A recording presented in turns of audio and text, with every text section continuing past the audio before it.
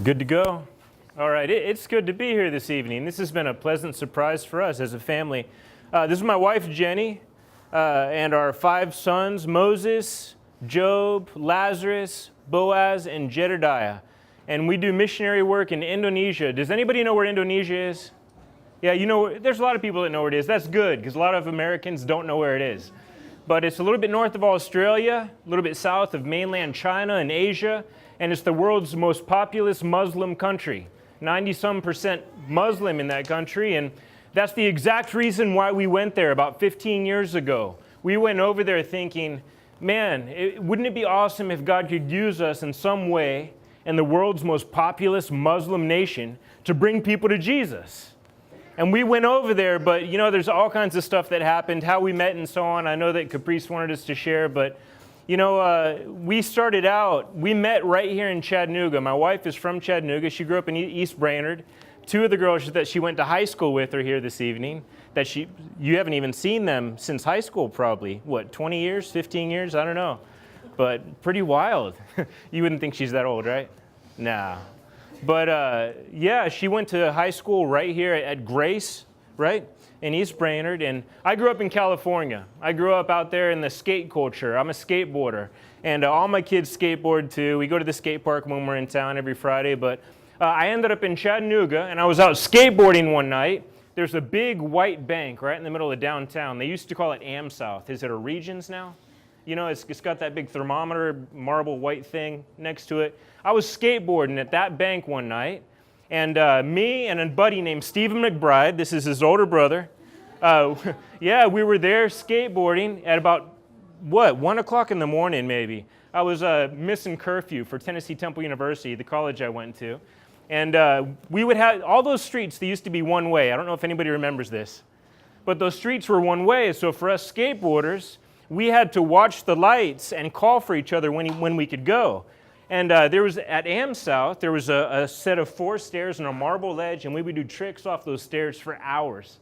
And there was one night where Steve McBride, we were calling the lights for each other. If it turned red, we'd be like, all right, go, go, go, it's your turn. And we'd go do tricks off those stairs, land in the street. And then the light would turn green, but we'd be out of the way, so we wouldn't get hit. So Steve went, he landed something really cool, probably a lip slide right across that ledge, and came flying out, he landed it, he looked awesome, and then he's like, all right, Scotty, go, go, go! And I started skating, and I went for that ledge, I did a 50-50 grind on that ledge, came flying out into the street, and when I hit the street, there was headlights coming at me. He'd called the light wrong, and I was about to get run over. So I hear the screeching tires and these blinding lights coming at me, and that car stopped so close to me without running me over that I could feel the bumper on my kneecaps. Screeched to a halt, my hands came slamming down on the car, and I thought, whoever's in that car is going to kill me. I looked up, waiting for someone to scream at me, and there was this little blue-eyed, blonde, curly-haired girl sitting in that car. Yep, she was coming home from work after working at the Kudzu Grill, right? Is that where it was? And she looked up, and for some reason, she wasn't angry. She stuck her head out the window, and she said, are you okay?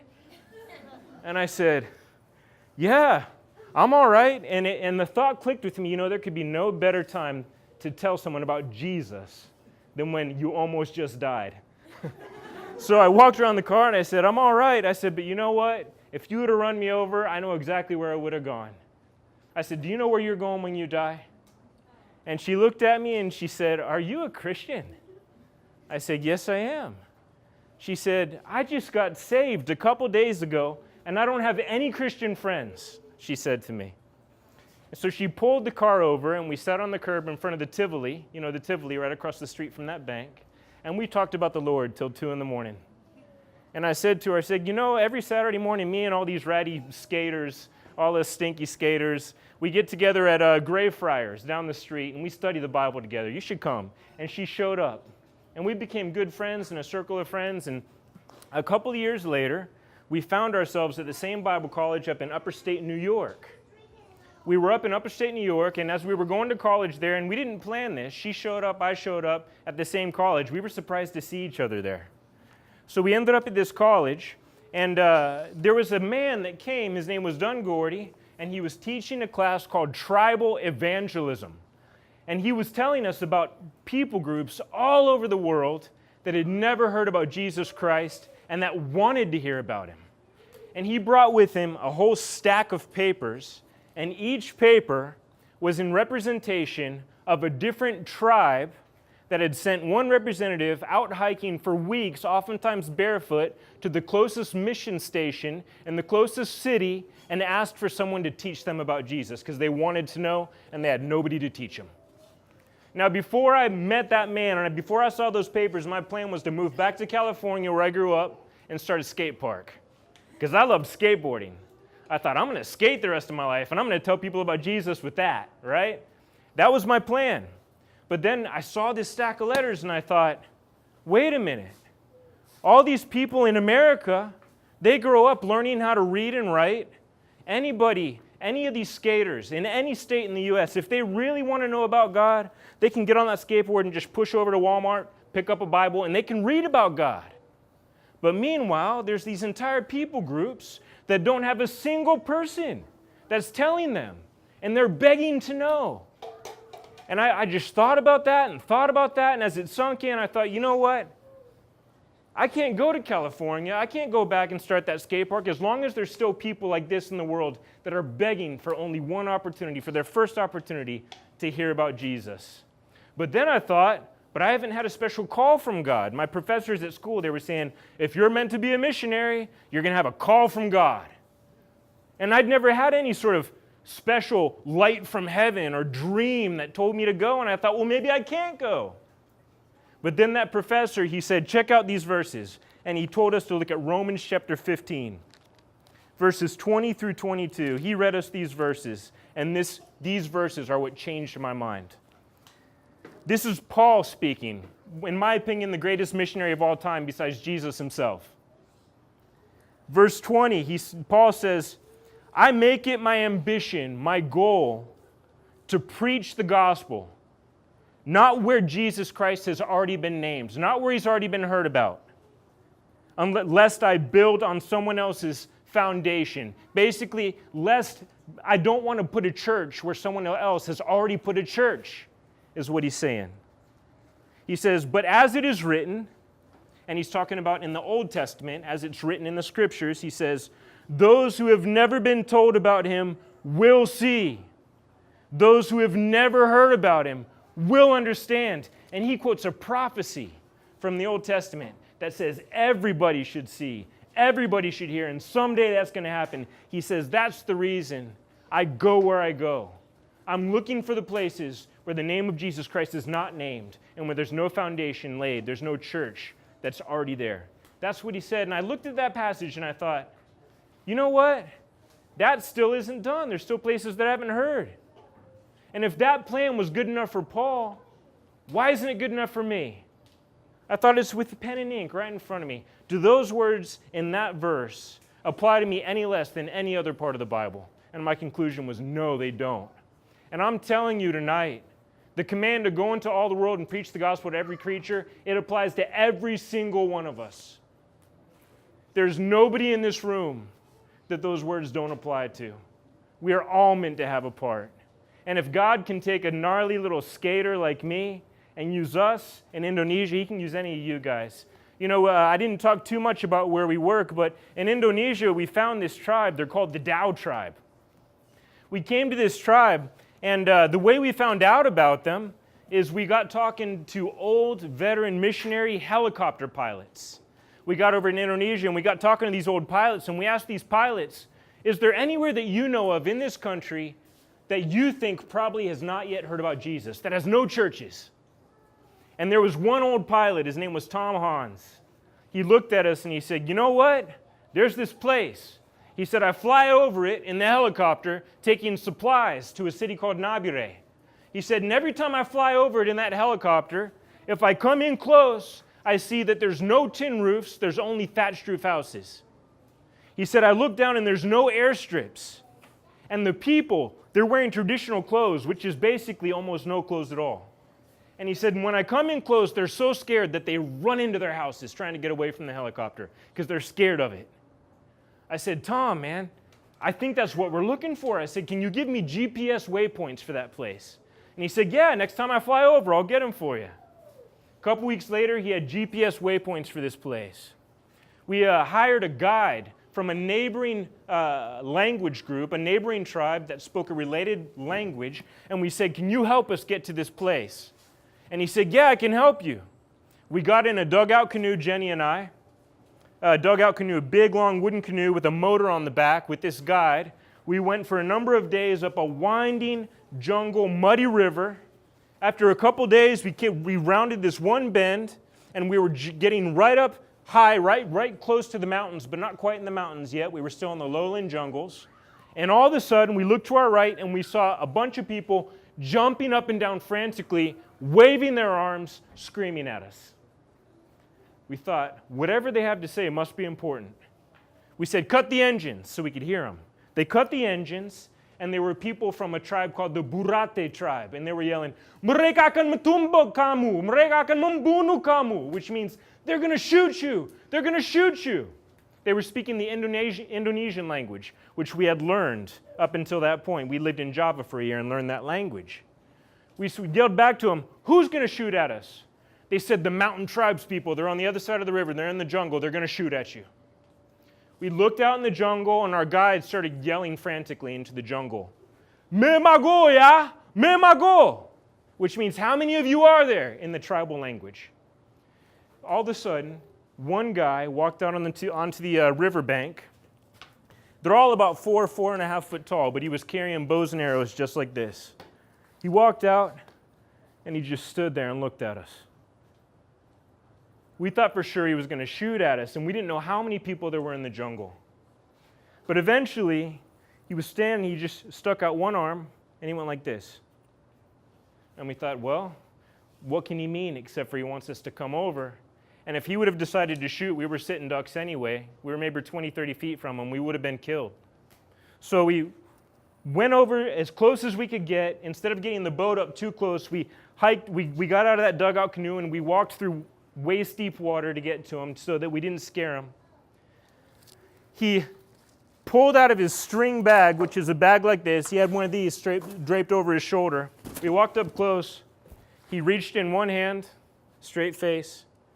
He pulled out a parrot, a colorful parrot, and he handed it to us.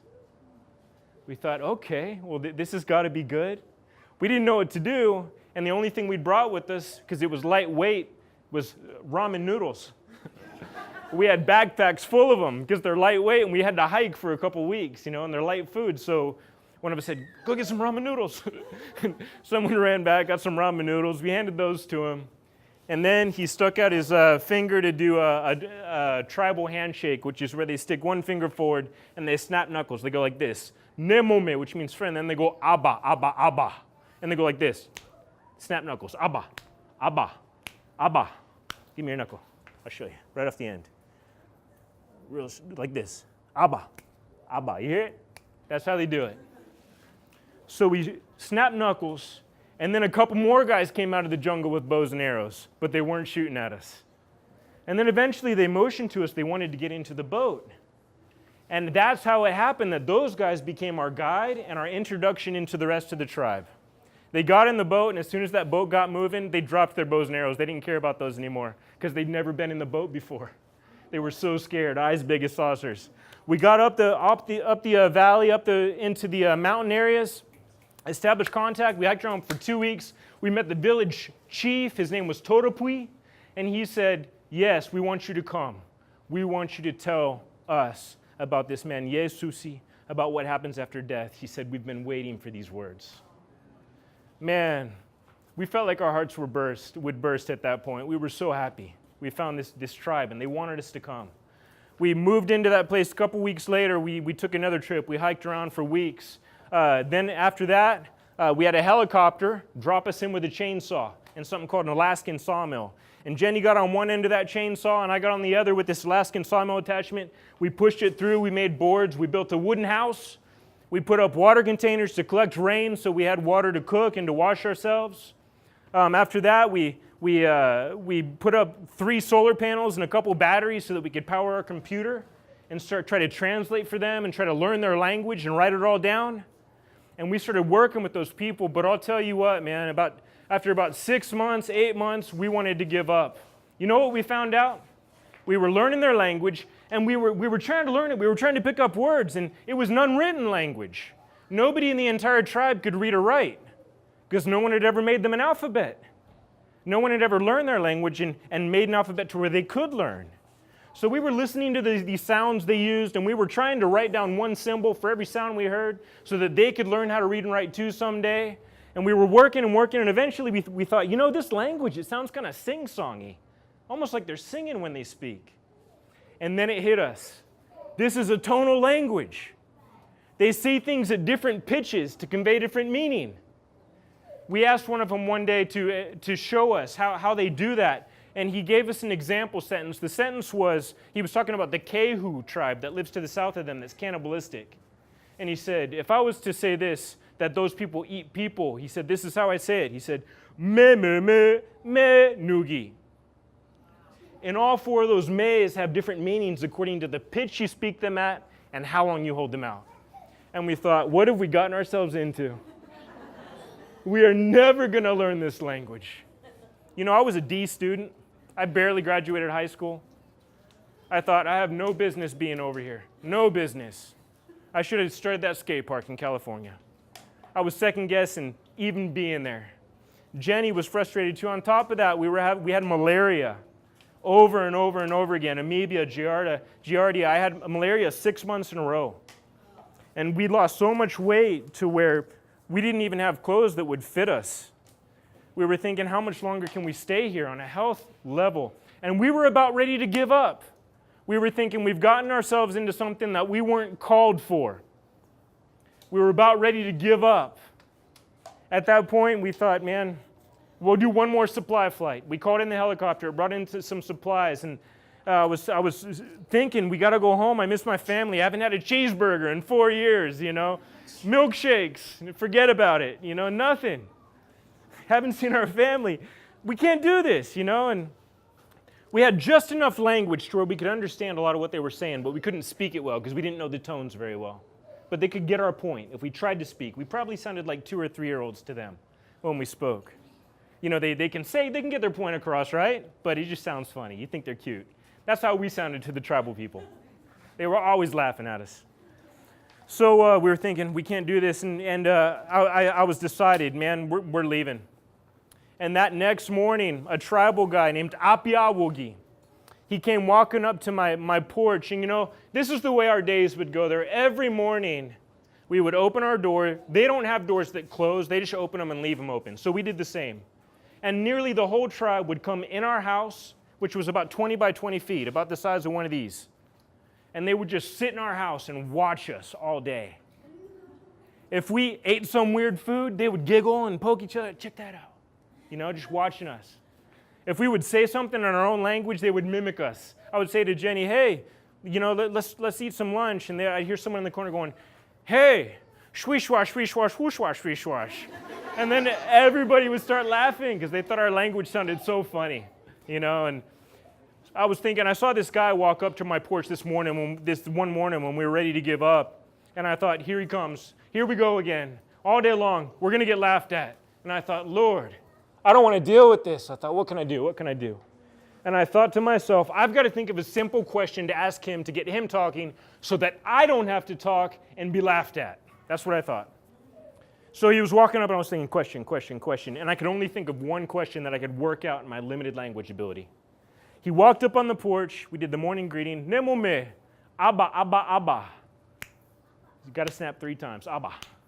And then he sat down on my porch and I said, friend, I have a question. He said, okay. Okay, Degapia, what's your question? They called me Degapia. It means tall white tree. That's what they named me. They're all about 4 foot tall. Tall white tree.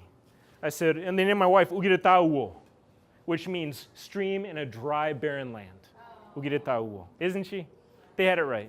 They gave her a good name. But he said, okay, Degapia, what's your question? And I said, okay. We built a house right here. I said, then you built a house right here. I said, why? I was asking him, why did you build a house right next to us? Why are you staying here? The Dao people are semi-nomadic. They're always moving. They don't stay anywhere longer than 2 or 3 days. They have multiple gardens they move to, and they hunt in between gardens, shoot tree kangaroos and cassowaries, wild pigs. That's where they get their meat, and that's the way they live. That's their culture. But he and his wife and his daughters, they weren't going anywhere. They were staying there. It was uncultural. It was unusual. He looked at me, and he got a smile on his face. And he said, Degapia. He said, I need to tell you a story. I said, okay. Go ahead. And he said, friend, he said, when I was this high, because nobody in that tribe knows their age. They don't know the concept of years. There's no seasons there. They know months because of the moon placement. They know days, obviously, like we do. But nobody knows years, so nobody knows their age. And if they want to describe their age, they hold their hand next to them and say, when I was this high, this happened, or when I was this high, that happened. He said, friend, he said, when I was this high, he said, I woke up in the men's house one morning, because there's men's and women's huts. They don't sleep in the same houses. He said, I woke up, and all the other men in the room were waking up, and my father was in the room, and he woke up last. He sat straight up, and he said, I've had the strangest dream. We said to him, tell us your dream. And he said, it was the strangest dream, stranger than anything I've dreamed before. He said, I dreamed that there was these strange-looking, pale-skinned people that hiked into our valley system.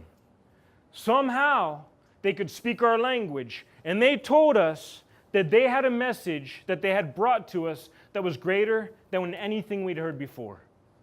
He said, and then after we heard their message, we became so close with these strange-looking foreigners that we were like brothers and sisters. We were like family. And then I woke up. Apia Wogi, he looked at me and he said, friend, he said, that was my father's dream. He said, my father's dead now. You've never met him. He said, but now all these years later, he said, I saw you and your wife hike into our valley. I saw your strange look. You told us you have a great message for us.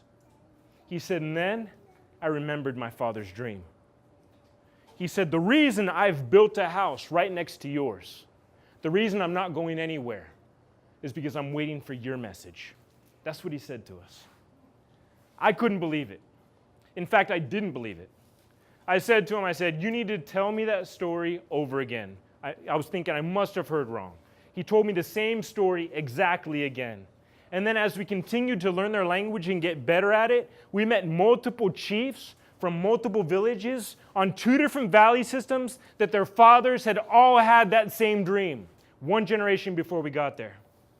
And then when we taught for the first time, we taught starting in Genesis. We didn't start with Jesus because they were an animistic people group. What that means is they believed everything was controlled by spirits, and specifically evil spirits. They didn't even have a word in their language for a spirit that was good in nature. So if we would have started with teaching them with Jesus Christ right off the bat, they would have assumed that Jesus is also evil in nature, which is a lie, and that's a false gospel. So we had to start from Genesis, tell them about God's creation of all things. And we built off of that. We taught for 3 months, and then the people accepted that message, and the Tao people, the church was born. And now we have Tao brothers and sisters that are part of God's family, and I do not believe that that would have happened unless God prepared them exactly the way that He did. God did that. That's why God has to get the glory. Now, what does that mean for you this evening? In my opinion, this is what it means for you. It means that there is nowhere in this world that any of us can go carrying the gospel without great hope that God is going to do something awesome. Why? Because in Revelation chapter 7, God tells us there will be people that are part of His family from every tribe, every language, every people, and every nation. Does God lie? No. Hebrews tells us that. This we know about God. It's impossible for Him to lie. You know what that means for you and me? We can go anywhere in the world with hope that God's going to do something awesome, and bring people from every tribe to Himself, because our God does not lie. And that's why God gets the glory too, because this is something that He is seeing through, that He will see happening. You know, that begs of me the question, what if we wouldn't have gone? What if we would have said, no, I'm going to go back to California, I'm going to start that skate park? What if we would have given up? and turned back. You know what I think? I don't think it would have been the Tao people that missed out. I think God would have raised somebody else up, and he would have reached them anyway. The Tao people wouldn't have missed out. I don't believe God would have been that one that missed out. You know who I believe would have missed out? Me. I believe Jenny and I would have missed out on seeing God do something awesome. And that's all I'm saying to you this evening. That is my challenge to you. How many kids is there in here? My goodness. I mean, at least 100 probably. I don't know. All these people. I look at you guys and I think, this is 100 more tribes, 100 more languages that could hear about Jesus for the first time. That's what I think when I look at you guys. And God can use any one of you the same way that he used us. And I just want to challenge you with that. Don't miss out. Don't miss out. Be a part of seeing God work. Do something awesome with your life that you'll look back on and you'll think, I can't believe I got to be a part of that. Go for it. That's what I'm telling you this evening. You know, I've probably spoken too much already. You know? Okay, well then I'm going to share one more story with you, all right? Is that okay? Am I losing anybody? I don't see any snoozers yet. I got some cold water up here. Don't fall asleep. Okay, here's my last story, and then we'll have some questions and answers, because maybe you guys got questions about the Tao people that we work with. But, you know, when we were learning their language, we eventually got to a point where we were getting pretty good. You know, we didn't think we'd ever get there, and it took a long time. But eventually they were speaking full-on sentences to us. We were getting it. We were talking back to them. And they were even telling us their real names. You know, when we first went in there, they wouldn't even tell us their real names, because they believed that someone could take your real name and work sorcery on you and cause you death. So they only gave their names to people they trusted, and they had started giving us their names. There was one day where a friend of mine, his name was Wikipite. He's passed away now, and I talk about him in our book and our story. But Wikipite, he was coming back from a long trip, and he came into our village, and I hadn't seen him for a long time. And the first question you always ask someone you haven't seen for a long time, you say, "Nemome," which means friend. You say, "Nemome, mina ago ye," which means, "What's the news? Do you have any talk for me?" You know, they don't have cell phones over there. They can look up the news of whatever's happened. They don't have TVs, radios, newspapers. If you want to know what's happening, you ask somebody, right? That's the way their culture is. They don't even have electricity, really. So I asked him, and he says, "Oh yeah, in my travels, you know, I saw so-and-so, and he was sick, but you know, he's getting better. And then I saw this guy over here, he took this girl as his wife, and this other guy, he shot a wild pig." He's telling me the news, right? And then eventually he gets done and he says, "What about you, Nemome? Minago, yeah?" And I said, "All right, yeah, there's been some cool stuff happening around here. You know, this guy over here, he shot a cassowary bird, and this guy over here, he got a big tree kangaroo, and we ate it, and I'm telling him what's happened in our village since I've seen him last." And all of a sudden, he stops me mid-sentence. He says, wait. He says, "Friend, is it time?" I said, "Wikipite, time for what? What are you talking about?" And he said, "Is it time?" He said, "You've always told us that when you spoke our language well enough, you would tell us the greatest message we'd ever hear." He said, "You speak well enough now, don't you? Isn't it time?" He was waiting for this message, man. It was like a treasure, like a lost treasure calling to them, like in Pirates of the Caribbean. You know, it was like that to them. They were waiting for this message. And that point, it hit me. I thought, you know what? I don't feel super comfortable in this language still, but he's right. I can speak well enough to get him the message at least. And that night I went home and I talked to Jenny, and I said, "Jenny, I think we're there. We need to start translating, putting this message in their language." So she's the Bible translator, not me. She just finished the New Testament recently, and we smuggled it into Indonesia. This is a copy of it if you want to see it later. But she started translating at that point. And I thought to myself, okay, I got to get ready to tell these people about their Creator for the first time, and I want it to be exciting, you know? This is the greatest story ever told, isn't it? The greatest message anyone can ever hear. I want them to get it, you know? So I started asking them, in your culture, in your language, when you tell a big story, an important message, how do you tell it? Because in our culture, you know, we have churches. We build these big, beautiful buildings. We have podiums that people stand behind them with crosses on them. We dress up sometimes. We wear suits and ties to church. And all of this shows that this is an important message to us. It's what we do in our culture. The Tao people don't do any of those things. Not a single one. They don't wear ties, you know? So how am I going to show them it's an important message? I started asking them, and they said, you know what? They said, we'll start telling you our biggest, most important stories. The stories we tell over and over and over again. And maybe you can see why they're important to us. So the old warriors started sitting down with me and telling me all their biggest stories. I started writing them all down, one after another after another. Eventually, I had probably 50 stories I'd written down in their language, and I was comparing them all, trying to see what do these have in common? How did they tell them to me? And eventually, I saw that every story had two things in common, every single one. The first thing was that in every single story, there was something that was killed. You think about it in our culture, you know? You watch TV, and we've got Marvel superheroes, you know? And what are they doing? Going around and killing the bad guys, you know? Big stories, you know? We got movies in our culture, and that's oftentimes what they have as well. Their stories would be old war stories about this guy seeking revenge and killing this other guy, or this one guy chasing a wild pig and killing it. Every single story had something killed. The second thing every single story had in common, every single time, every single story before that thing was killed, there was a natural phenomenon that happened. Maybe an earthquake, and then the person would be killed. There was a big earthquake, and then he released the arrow, and the person died. Maybe it would be a big rainstorm. There was a flash of lightning, and then he drew his arrow, and he shot the pig, and the pig died. Maybe a big rainstorm. It was torrential downpours. And then he won the fight. He killed his enemy. Every single time. I thought, surely there's not this many earthquakes that just happen to happen every time these stories take place. And you know what we figured out? They don't have the exclamation points in their language, but they do have natural phenomena that they put in their stories. And when they're telling a story, that's the way they tell it.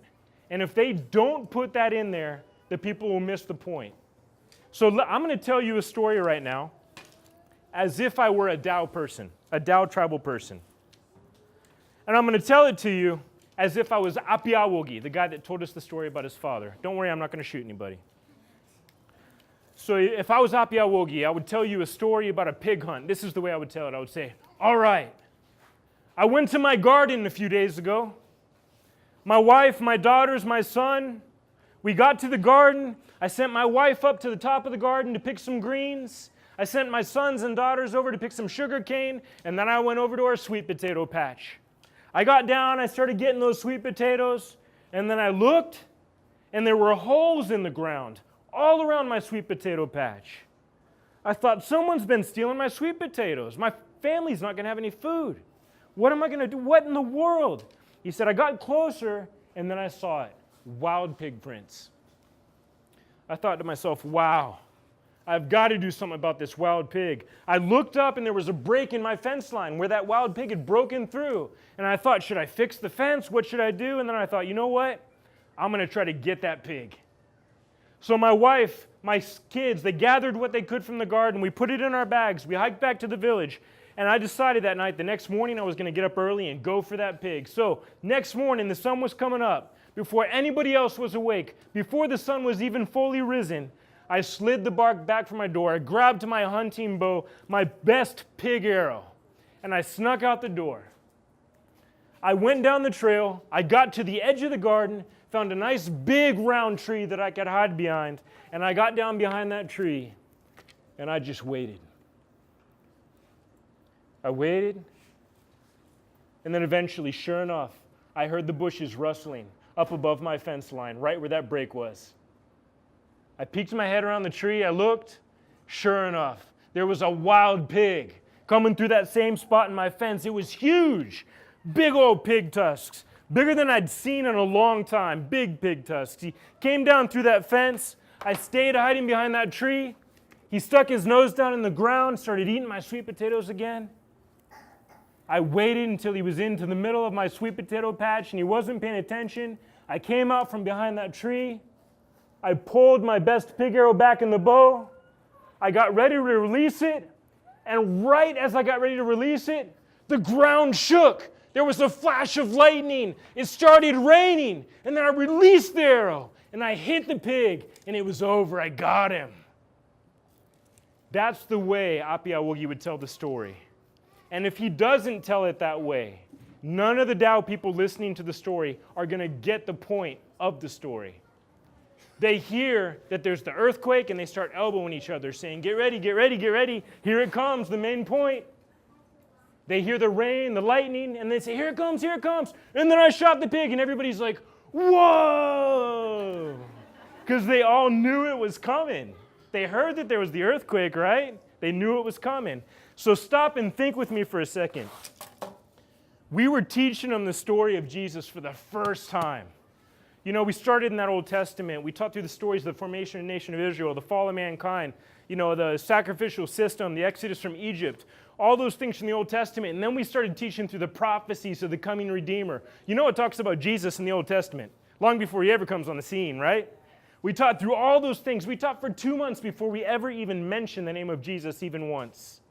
But you know what? When we finally got to the part where we started talking about Jesus, before we even said his name, they knew he was the promised Messiah sent from God. Because he started fulfilling every prophecy from the Old Testament. He was born to the right place, in the right place, to a virgin, to the right family. He started fulfilling all the prophecies. They knew it was Jesus. We started teaching them through the life of Jesus. We went on to tell them how he could do things that no ordinary man could ever do. John the Baptist saw him walking up and he said what? Look, the Lamb of God that takes away the sins of the world, right? John the Baptist knew who it was. He started healing people. There was a storm and he could even speak to the waves and they would get calm. He had to be the Son of God. No one else could do that. And the Tao people, they were hearing this and they were thinking, whoa, this is awesome. Listen to this. You know, they were blown away. But then finally, we got to the end of Jesus' life. Those Roman soldiers, they got a hold of him. Judas betrayed him. The Pharisees and the Sadducees wanted him dead. They put him on trial. And he didn't do anything to defend himself. And then they whipped him. They beat him. The Tao people were hearing this for the first time in the history of their people group. They didn't understand it. Why? The Son of God, the man with enough power to speak, and all those people would be gone, doing nothing. What in the world? Why? And then they heard how he was taken and he was nailed to a cross.